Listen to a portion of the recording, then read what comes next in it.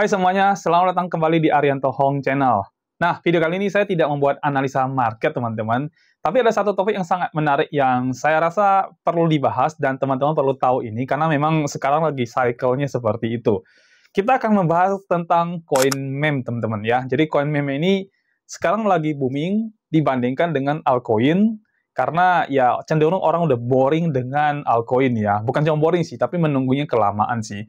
Jadi sekarang orang tuh lebih banyak masuk ke meme coin, walaupun gambling, tapi orang suka. Ya, orang suka dan banyak sekali yang mengikuti. Ya, dan ini persis sebenarnya hampir sama dengan kalau teman-teman pernah tahu tentang saham, dan saham itu dulu, bukan dulu sih, baru beberapa waktu kejadian, beberapa tahun yang lalu ya, itu ada saham namanya saham GameStop. Jadi ini adalah sebuah saham dari perusahaan yang sebenarnya secara fundamental perusahaannya tidak bagus, tapi karena sahamnya diminati oleh banyak retail market, jadi ini menjadi komoditi menjadi bagus, kemudian harga sahamnya melonjak sangat tinggi dan itu memicu terjadinya perang antara Big Bang dengan retail market. Jadi itu adalah salah satu contoh di mana saham yang bukan kategori saham yang berfundamental baik atau bukan saham yang blue chip, tapi bisa mendorong kenaikan harga yang signifikan, bahkan bisa mengalahkan para Big Bang, teman-teman ya. Nah, meme coin itu kurang lebih hampir sama seperti itu. Jadi meme coin ini bukanlah sesuatu yang punya fundamental yang bagus. Karena memang diciptakan memang hanya untuk lelucon dan sebagainya. Tapi menarik banget ya, kita akan melihat nanti bagaimana sih, kenapa sih orang-orang tuh pada suka dengan meme coin seperti ini. Nah, cuman sebelum itu, seperti biasa, silakan teman-teman tonton dulu video yang berikut ini. Mau jago trading dan cuan maksimal hanya dari rumah? Bisa. Join saja di membership kita yang hanya sekali saja dan Anda nanti akan mendapatkan semua fitur, semua benefit, dan semua sistem yang kita tawarkan. Yang pertama, kita punya sistem auto trade di BTC app. Nah, sistem ini cocok banget untuk kalian yang sebagai pemula karena sudah 100% otomatis, jadi kalian terima beres saja. Profitnya juga bisa kalian ambil kapanpun, dan di sistem ini kalian bisa melakukan compounding dari modal 1 juta menjadi 1 miliar rupiah. Yang kedua ada signal trading dari BTC Signal. Ini cocok banget buat kalian trader yang ingin benar-benar dapat fast money dan juga trading secara manual. Signalnya akan dikirim setiap hari di dalam grup membership. Informasinya juga lengkap, ada harga entry, ada harga take profit, dan juga ada harga stop loss. Yang ketiga, jago trading dengan BTC Academy. Nah, di sini kalian akan belajar langsung dengan saya dan kita akan belajar tentang analisa teknikal di mana materinya ada market structure, kemudian ada supply and demand zone, liquidity, dan Fibonacci modify. Kita akan langsung live trading dengan menggunakan TradingView dan saya akan coaching Anda sampai Anda jago trading. Nah, gimana? Lengkapkan fitur dan benefitnya. Jadi ada BTC app, ada BTC Signal, dan juga BTC Academy. Jadi all in one, kalian bisa dapetin semua ini dalam membership bersama kami. Dan membershipnya sendiri sangat terjangkau, bahkan lebih murah daripada Anda minum kopi Starbucks setiap hari. Udah itu, masa aktifnya lifetime lagi. Jadi silakan hubungi admin kami untuk mendapatkan informasi membershipnya. Nomornya saya cantumkan di layar ini. Daftar sekarang dan mulai belajar supaya jadi jago trading dan cuan maksimal hanya dari rumah saja. Oke teman-teman, nah jadi ini adalah beberapa fakta kenapa sekarang meme coin di cycle kali ini itu sangat diminati oleh banyak orang, padahal itu nggak ada fungsi atau nggak ada utility atau kegunaannya. Ya, jadi di cycle ini meme coin itu kayaknya lumayan berjaya ya, dan banyak sekali meme coin baru terus bermunculan. Beberapa waktu yang lalu juga saya seringkali melakukan analisa market pada meme coin, terutama yang bertema kucing ya, karena ini sekarang lagi lagi heboh teman-teman ya. Dan kita akan langsung aja, nggak usah terlalu lama. Jadi kita akan tahu kenapa sih alasan orang-orang sekarang lebih memilih ke meme coin dibandingkan dengan altcoin dan sebagainya ya. Jadi alasan yang pertama adalah Bitcoin itu pump, sedangkan altcoin itu melempem, teman-teman ya.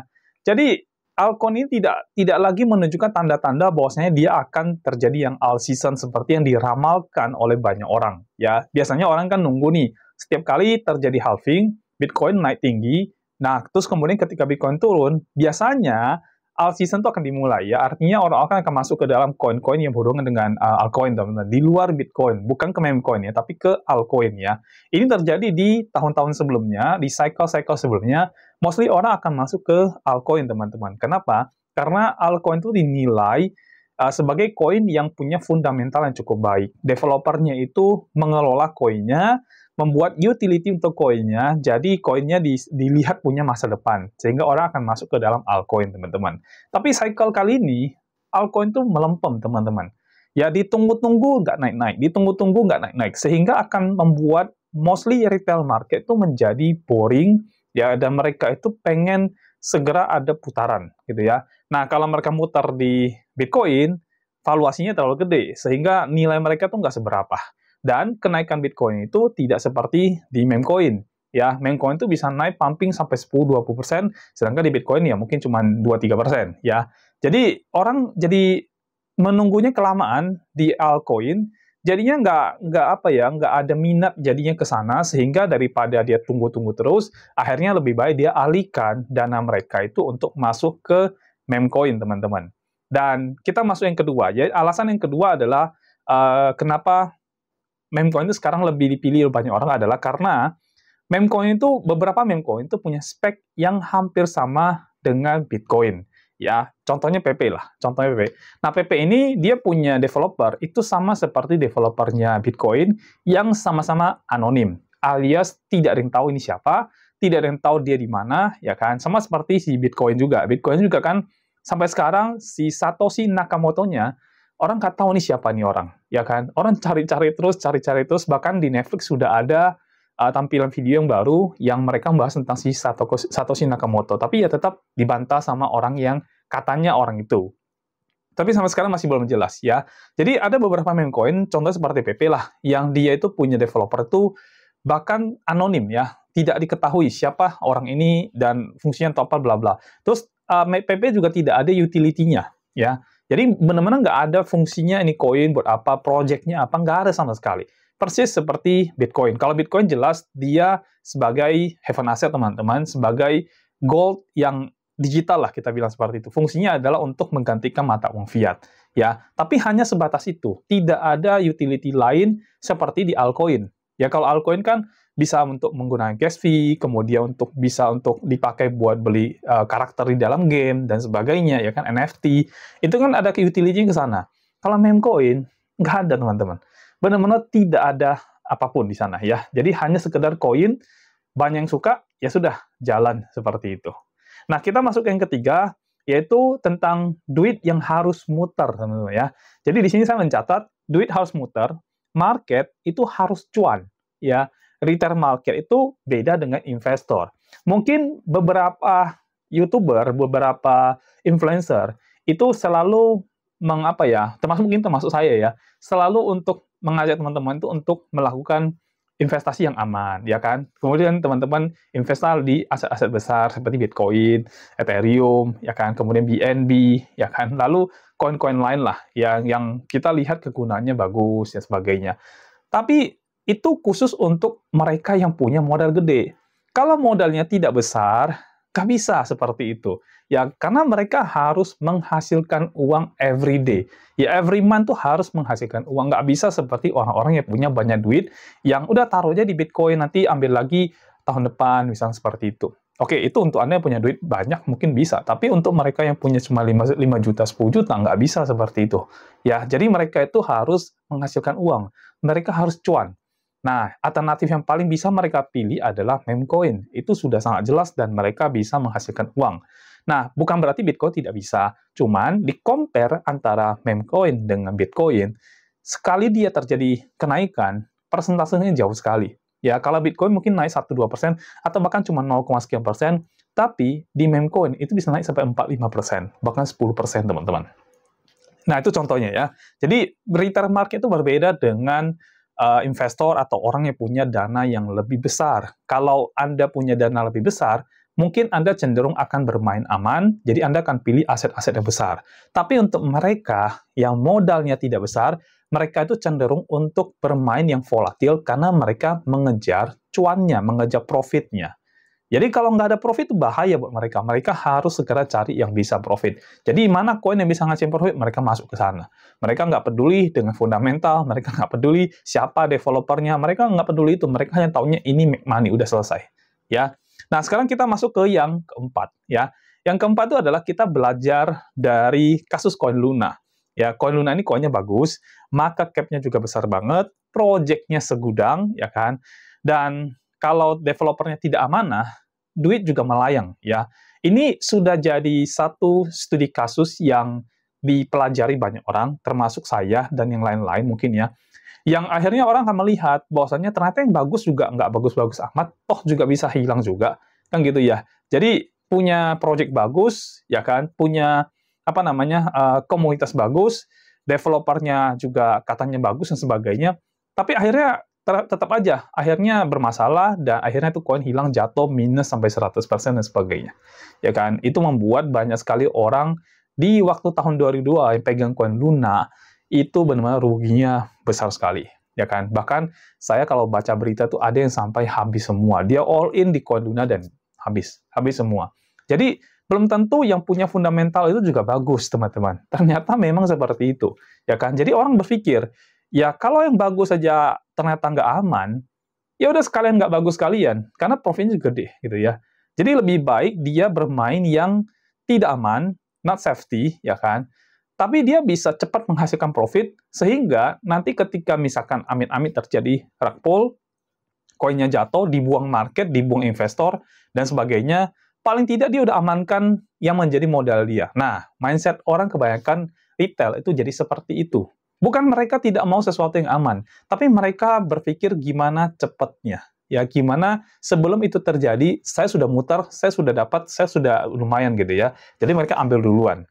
Ya, dan ini bukan terjadi di Indonesia aja, teman-teman. Karena kalau kita bicara cryptocurrency, ini bicara satu dunia. Ya, jadi pemikiran seperti ini bukan pemikiran yang hanya ada di negeri Konoha ini. Ya, tapi di semua negara mostly pikirannya seperti itu. Ketemu yang retail market, yang nilai saldonya nggak besar, ya di bawah $1.000, berapa ribu dolar, mereka tuh cenderung berpikir untuk main di meme coin supaya putarannya cepat. Jadi sebelum koin itu misalkan menjadi rug pull, menjadi bermasalah, ya mereka udah dapat duluan gitu ya. Jadi itu, jadi jiwanya udah jiwa ke sana sebenarnya teman-teman ya. Oke, yang kelima, retail itu mereka butuh yang fast money. Ya, butuh yang fast money, yang big money ya. Dan nggak bisa nunggu project-project yang belum tentu jalan juga. Jadi kalau mereka masuk ke altcoin kan katanya kan akan berkembang, punya project bagus, bikin ini, bikin itu kan semua masih kata-katanya, ya kan? Tapi buktinya apa? Ternyata seiring berjalan waktu, si developernya juga mungkin tidak dapat pendanaan dan sebagainya, akhirnya project juga mandek. Nah, project mandek apa yang terjadi? Nilai koinnya menjadi turun, sehingga yang hold jadi rugi lagi. Nah, balik lagi ke situ, teman-teman ya. Jadi, retail market itu butuh sesuatu yang cepat. Putarannya cepat, duitnya cepat, ya kan? Dan berpeluang untuk bisa besar. Di meme coin, itu bisa naik sampai ribuan, bahkan puluhan ribu %. Yang itu tidak bisa teman-teman dapatkan lagi di Bitcoin, ya. Ataupun di altcoin, susah. Tapi di meme coin, itu sangat bisa. Kenapa bisa sampai puluhan ribu %? Karena market cap-nya kecil, teman-teman. Jadi ini yang membuat seseorang itu bisa kaya sekali dari meme coin. Ya walaupun yang rungkat juga banyak sekali ya. Tapi memang seperti itu cara mainnya. Dan ini sudah dari dulu. Ya permainan seperti ini sudah dari dulu dan akan terus, menurut saya akan terus ke depan tuh akan seperti itu. Ini bukan cuma tentang cryptocurrency, di saham juga ada yang seperti itu. Bahkan di aset-aset yang lain juga banyak yang seperti itu. Ya jadi again ya, kalau market butuh yang fast money. Ya nggak bisa nunggu lama-lama dan sebagainya. Bahkan investor yang menginjek dana ke dalam suatu aset kripto dengan project-project, mereka juga melihatnya kapan saya bisa balik modal. Mereka juga pengen duitnya cepat putar, cepat balik, dan sebagainya.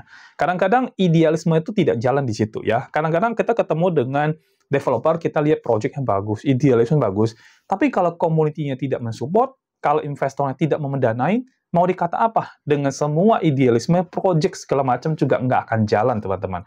Kalau tidak ada komunitas yang mendukung. Jadi again ya, kalau tidak ada seperti itu, percuma. Makanya attention itu sebenarnya sesuatu yang sangat penting di zaman-zaman sekarang. Kalau koin itu tidak mendapatkan perhatian dari publik, dia tidak akan survive. Atau bukan dia hanya akan berada di level koin yang mungkin market cap-nya kecil banget, terus volume trading-nya juga kecil banget. Jadi ya percuma juga ya.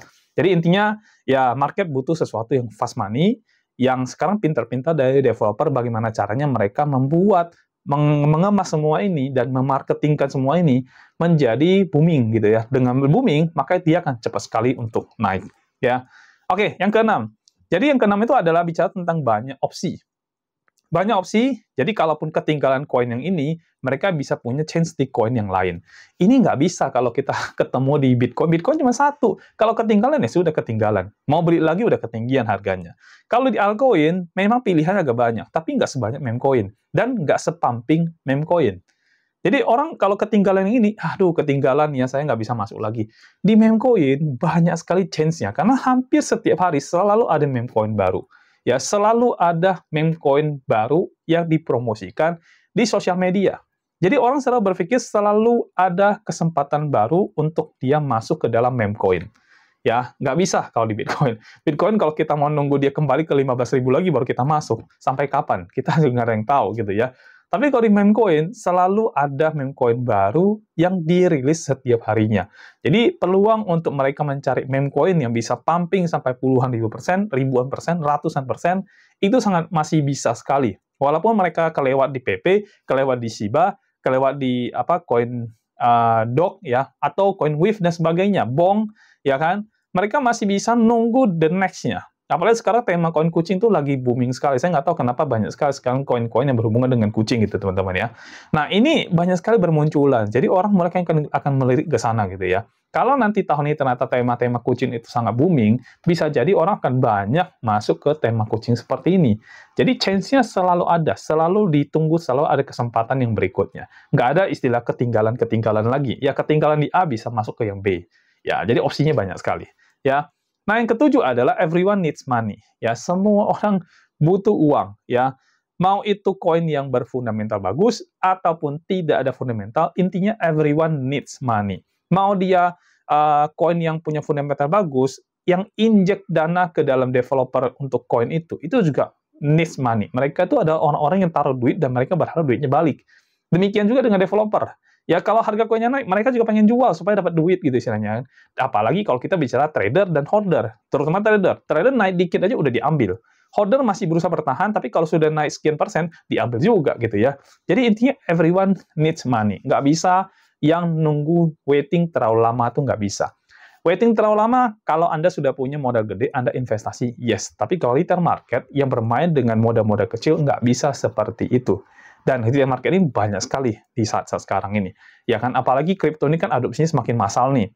Yang masuk itu kebanyakan retail market.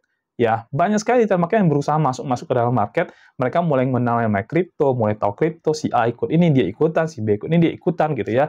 Nah, itu mereka mulai masuk ke dalam kripto. Dan ini nilai mereka tuh tidak besar.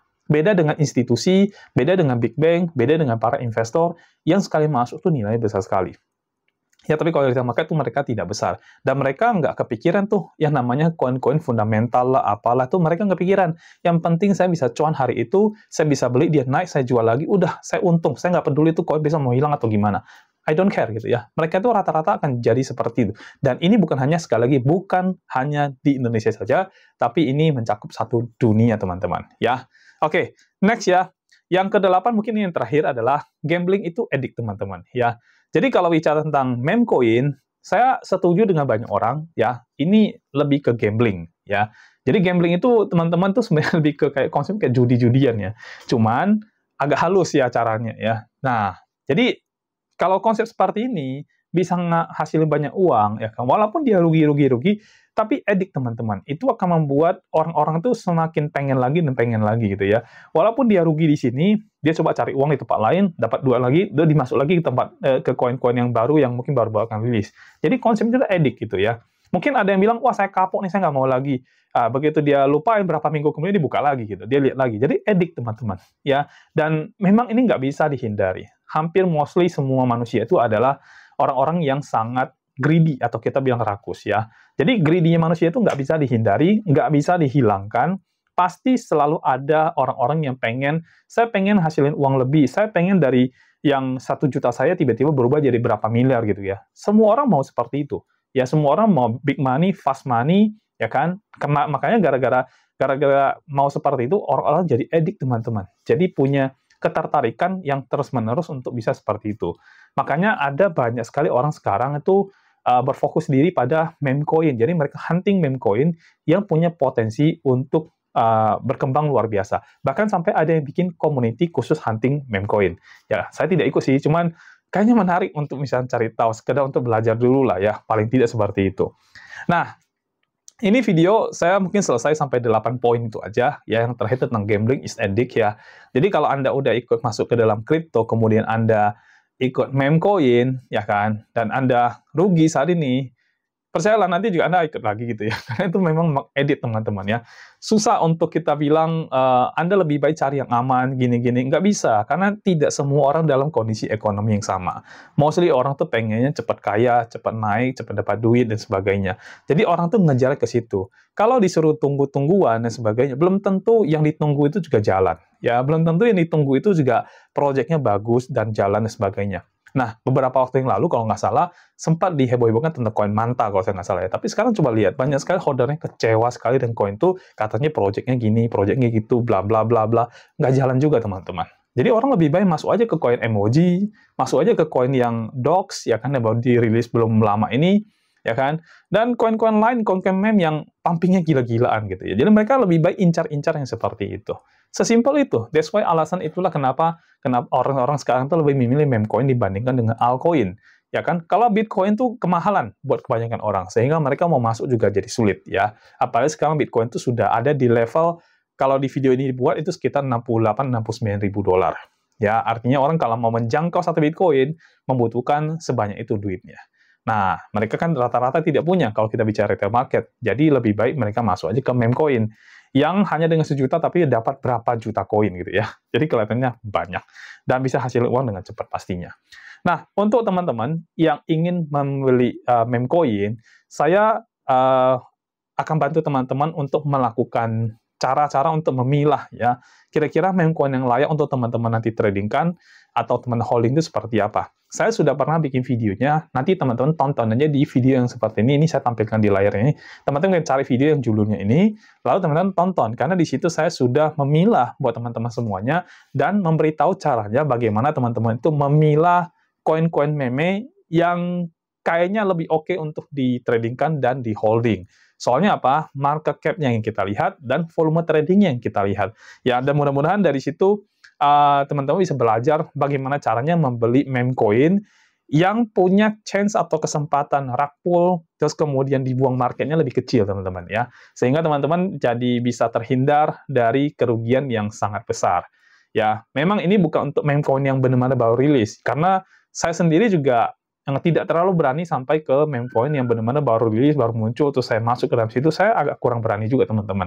Karena saya tipenya tipe safety player, ya. Jadi saya tuh cenderung tuh sama seperti kebanyakan orang yang lebih baik cari aman daripada saya gambling, ya. Tapi bukan berarti saya juga tidak gambling, ya. Buktinya kita juga melakukan trading itu di meme coin. Saya tidak trading di Bitcoin, teman-teman. Saya tradingnya di meme coin. Kenapa saya pilih meme coin? Ya karena volatilitasnya itu yang membuat profitnya menjadi lumayan besar. Karena kalau kita nggak ngambil yang itu, kita tradingkan dengan Bitcoin, itu profitnya tuh tidak besar, teman-teman. Kita tahu itu aman, tapi profitnya tidak besar.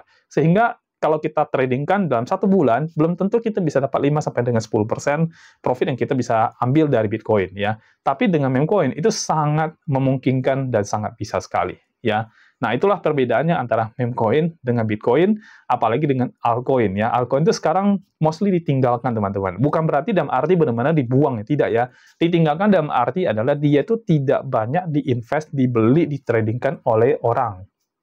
Makanya pergerakannya itu sosok aja. Tidak naik banget, tidak turun banget ya. Tapi kalau bilang tidak turun banget juga enggak sih. Kalau lagi jatuh, jatuhnya luar biasa. Tapi kalau naik setengah mati ya teman-teman ya.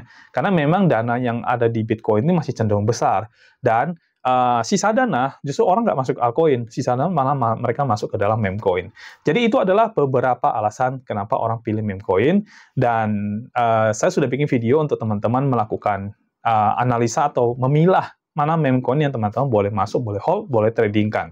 Ya, jadi sampai di sini aja tentang penjelasan saya tentang video ini, dan mudah-mudahan teman-teman waktu menonton video ini, teman-teman jadi punya pengetahuan bagaimana caranya memilah meme coin yang teman-teman ingin masuk dan ingin tradingkan. Dan saya terus berdoa buat teman-teman semuanya supaya bisa mendapatkan profit dari meme coin. Hindari yang koin-koin yang nanti bisa membuat teman-teman rapuh. Ya walaupun saya sebenarnya tidak mau terlalu sarankan banget untuk masuk meme coin, tapi nggak bisa saya samakan semua kondisi ekonomi dari setiap orang. Ya, ada orang yang memang harus menghasilkan uang setiap harinya, ada orang yang mungkin sebulan sekali nggak apa-apa, ada yang setahun sekali mungkin nggak masalah. Ya, tapi ya kita nggak bisa samaratain ya. Jadi tergantung kebutuhan. Boleh masuk meme coin, tapi pilih dulu. Ya, pelajari dulu, pilih dulu, baru teman-teman masuk. Saya sendiri juga tradingnya di meme coin kok. Ya, utamanya saya kalau teman-teman sering lihat saya buka chart, pasti ada koin PP yang selalu saya tampilkan di situ. Nah, itu adalah koin yang saya tradingkan. Jadi koin Doge, koin PP, koin Shiba, koin Wave, dan sebagainya, itu juga rata-rata saya tradingkan, teman-teman. Tapi mostly saya trading di koin PP, teman-teman. Ya, dan ada alasannya, tapi ya nanti di next video lah kita bikin itu ya. Dan saya sampai di sini aja videonya. Saya thank you untuk semua teman-teman yang sudah menonton video ini. Mudah-mudahan ada sesuatu yang teman-teman dapatkan dari video saya yang kali ini ya. Dan kita akan ketemu lagi di video berikutnya. Sampai jumpa dan bye-bye.